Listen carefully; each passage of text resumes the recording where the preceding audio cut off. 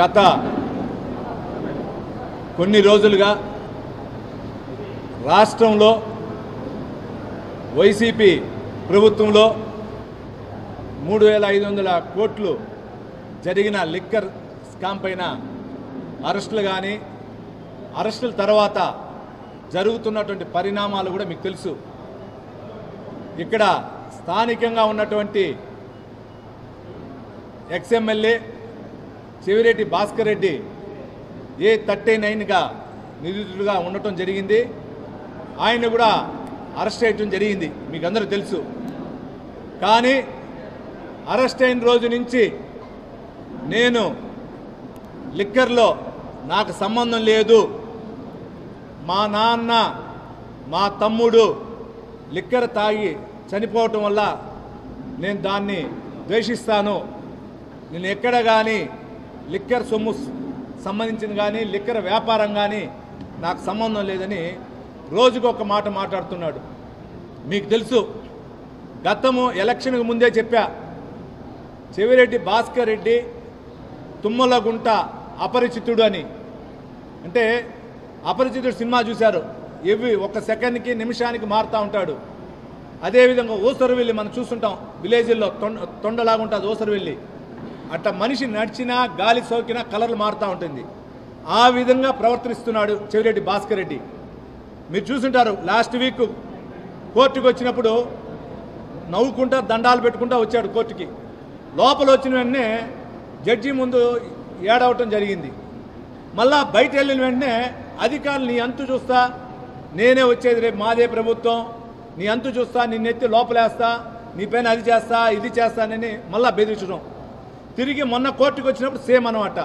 ఇవన్నీ ఎందుకు చెప్తున్నా అంటే, ఒక ఉదాహరణ, ఒక నిందితుడు ఒక హత్యాయత్నాలు చేసి జడ్జి గారికి వచ్చాడు. సార్, నేను నాకు సంబంధం లేని కేసులో నన్ను ఇరికిచ్చారు, మా అమ్మ నాన్న కూడా నాకు తల్లిదండ్రులు కూడా లేరు, నన్ను అన్యాయంగా కేసులు ఇరికిచ్చినారు సార్ అని జడ్జి గారి ముందు వాపోతే, జడ్జి గారు అక్కడ ఉన్నటువంటి పోలీసు అధికారులను పిలిపించి, ఏందయ్యా అతను అమాయకుడంట, తల్లిదండ్రులు లేడంట, మీరు వాడిని అరెస్ట్ చేసినారు, ఎట్లయ్యా ఇదని అడిగితే పోలీస్ అధికారులు చెప్పినట్టు, సార్ చంపింది వాళ్ళ తల్లిదండ్రులనే, అతనే వాళ్ళ తల్లిదండ్రులు చంపిందాను అరెస్ట్ చేసినాను అన్నారు. అంటే ఉదాహరణ ఎందుకంటే, లిక్కర్ స్కామ్కు సంబంధించి జగన్మోహన్ రెడ్డి పాత్ర ఎంత ఉందో దాన్ని అనుసరించి ఎక్కువ పాత్ర చెవిరెడ్డి భాస్కర్ రెడ్డిది. నేను చూస్తుంటారు వీడియోలో, వెంకటేష్ నాయుడు అనే వ్యక్తి ఏ విధంగా డబ్బులు లెక్కించడం కానీ, ఏ విధంగా చార్టెడ్ ఫ్లైట్లు పోవటం కానీ, దానికి ముందు వరుణ్ అనే వ్యక్తి ద్వారా అక్కడ ఉన్నటువంటి రాజ్ కసిరెడ్డికి సంబంధించిన దాంట్లో డెన్లో పట్టుకోవటం కానీ, ఇవన్నీ చూస్తే చెవిరెడ్డి పాత్ర ఎంత అని మీకు తెలుసు. దానికి ముందు ఎలక్షన్ అప్పుడు కంటైనర్ పట్టుకుంటే, మన విజయవాడ హైదరాబాద్ 8 కోట్లు పట్టుకుంటే నాకు సంబంధం లేదు, ప్రద్మున అనే వ్యక్తిది అన్నాడు. ఆ ప్రద్మున కూడా దీంట్లో వ్యక్తే. ఆ రోజు మీరు చూస్తుంటారు మీడియాలో అన్నింటిలో వచ్చింది, 3 కంటైనర్లు, ఒక కంటైనర్ దొరికింది, 2 కంటైనర్లు దొరకలేదని కూడా ఆ రోజు కూడా చెప్పడం జరిగింది. అంటే ఏ విధంగా ఇతని పాత్ర ఏ విధంగా ఉందో మీకు అందరూ తెలుసు, ఇతని పాత్ర ఏ విధంగా ఉందని. మీకు గతంలో చెప్పాం, చెవిరెడ్డి చెవిలో పువ్వు పెడుతున్నాడు అందరికీ అనేసి, ఎప్పుడు ఎలక్షన్ ముందు చెప్పా.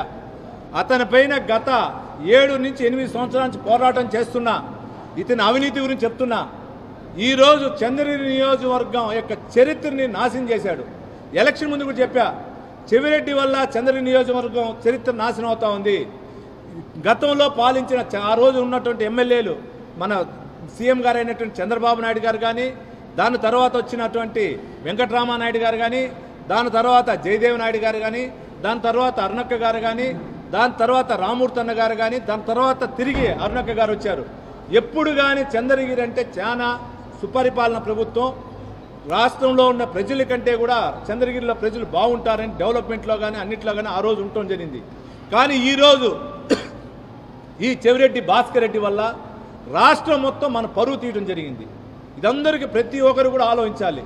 ఎందుకు చెప్తున్నా అంటే, దీనికి కారణం ఈ లిక్కర్ స్కామ్ ఒకటే కాదు, దీనికి సంబంధించి ఇరు రాష్ట్రాల్లో గతంలో ఉన్న తెలంగాణ కావచ్చు, ఇప్పుడున్న మన ఆ రోజున్న ఆంధ్రప్రదేశ్, అంటే ఆ రోజున్న టీఆర్ఎస్ ప్రభుత్వం, ఆ రోజున్న వైసీపీ ప్రభుత్వంలో ఏ విధంగా చెవిరెడ్డి అవా నడిచిందో మీకు తెలుసు.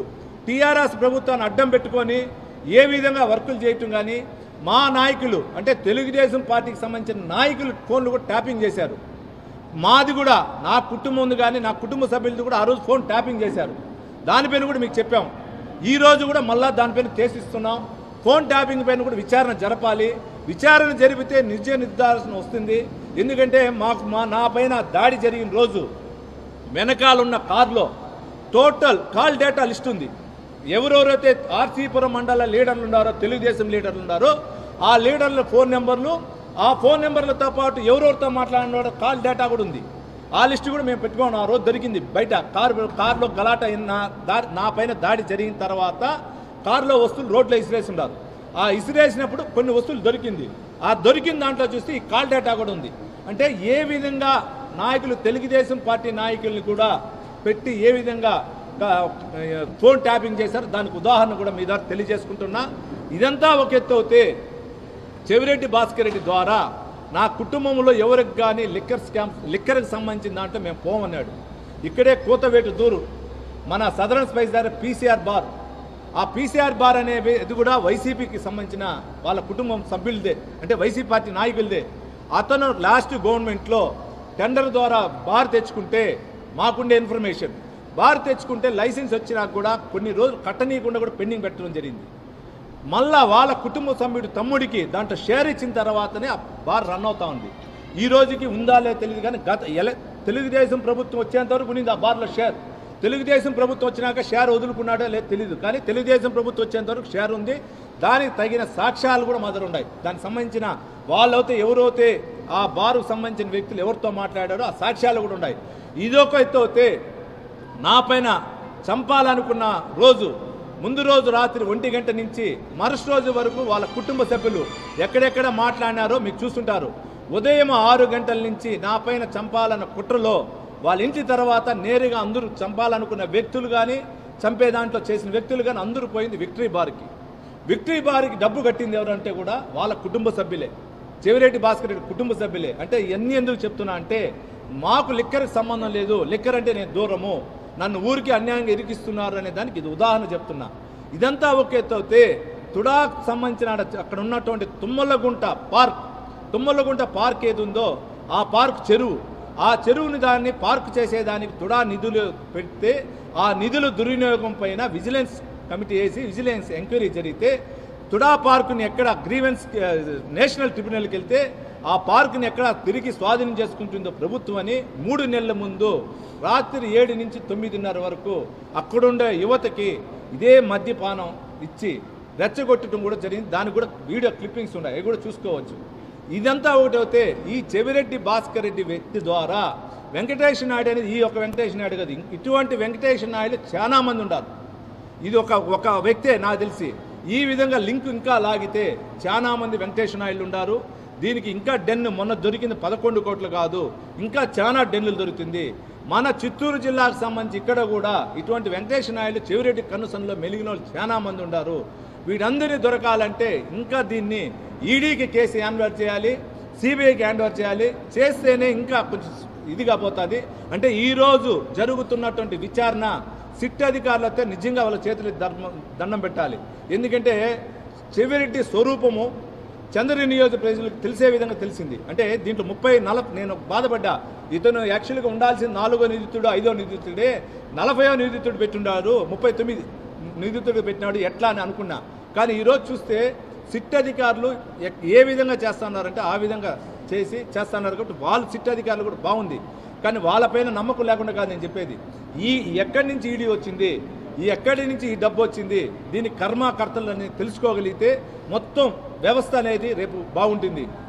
ముఖ్యంగా ఇదే వెంకటేశ్వర నాయుడు 35 కోట్లు కూడా ఆఫ్రికాకి ఈడీ చేశారన్నారు, హవాలా చేసినారన్నారు. ఇటువంటి హవాలాలు ఎన్ని జరిగిందో మనకందరూ తెలుసు. గతంలో 2020 నుంచి 19 నుంచి 24 వరకు ఎత్తుకుంటే చెవిరెడ్డి కుటుంబం మొన్న గవర్నమెంట్ తెలుగుదేశం ప్రభుత్వం వచ్చిన తర్వాత కూడా చెవిరెడ్డి కుటుంబం వ్యాపార నిమిత్తం ఎన్నిసార్లు ఆఫ్రికాకి వెళ్ళారో, ఎన్నిసార్లు దుబాయ్కి వెళ్ళారో తెలిస్తే దాని ప్రకారం కూడా తెలిసింది. అంటే మామూలుగా నేను కూడా సంవత్సరానికి ఒకసారి వెళ్తాను లండన్కో లేదా పక్కన ఉన్నటువంటి యుఎస్కి వెళ్తాం, అది వచ్చి ఫ్యామిలీ ట్రిప్లు దీనికి వెళ్తాం. కానీ ఈక్వల్గా కంటిన్యూగా వెళ్తా ఉంటే దాన్ని బట్టి కూడా తెలుస్తుంది. దాన్ని కూడా ఎంక్వైరీ చేయాలని కూడా మీ ద్వారా కూడా కోరుకుంటున్నా.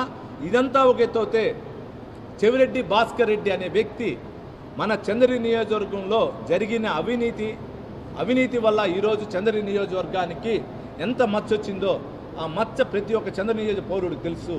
దాన్ని అంతా ఆ నేమ్ మార్చుకోవాలంటే ఎంత కష్టమో చంద్రగిరి నియోజకవర్గానికి మనకందరికీ తెలుసు. కాబట్టి ఇటువంటి వ్యక్తి పైన ఇటువంటి దీనిపైన కూడా ఈరోజు అతనికి సపోర్ట్ చేస్తున్నటువంటి ఇంకా కొందరు అధికారులు ఉన్నారు ప్రభుత్వంలో. వాళ్ళకు కూడా మీ ద్వారా తెలియజేసుకుంటున్నా, దయచేసి ఇటువంటి వ్యక్తులను కానీ మీరు ప్రోత్సహిస్తే రేపు రాబోయే తరానికి ఈ మద్య అనే దాని వల్ల కొన్ని కుటుంబాలు నాశనం అయింది. ఆ రోజున్న మద్య రాక్షసు వల్ల అటువంటి కుటుంబాలు యొక్క పాపం అంతా కూడా మనపైన పడుతుంది. కాబట్టి ఇటువంటి అధికారులు వాళ్ళు ప్రోత్సహించొద్దని కూడా తెలియజేసుకుంటున్నా.